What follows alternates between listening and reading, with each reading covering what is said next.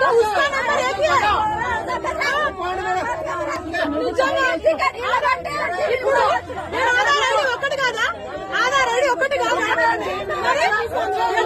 original ID number ఒకటి రాదా Aadhaar ID కొత్త పేరు రాదా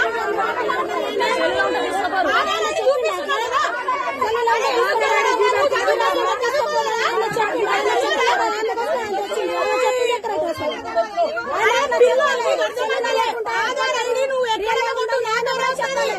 నువ్వు త్రూ అవుట్ ఇండియా కొట్టు నా పేరు వస్తుంది అదే చూపిస్తున్నా కదా చెల్లేది నువ్వు ఆధార్ నెంబర్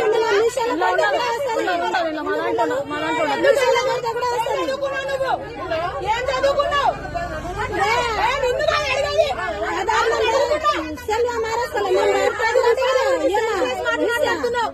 అరే ఆధార్ ఐడి చూపిస్తున్నావు కదా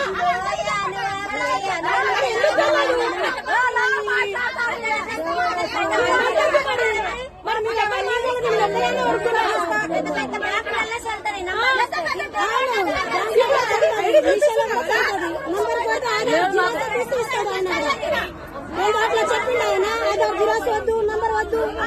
ఖాతా కావాలని ఆయన కూడా చెప్పాలి ఆయన కూడా అట్లా పెట్టాలి పెట్టి ఇంకా అందరితో లొల్లి పెట్టిస్తున్నాడు ఆయన కూడా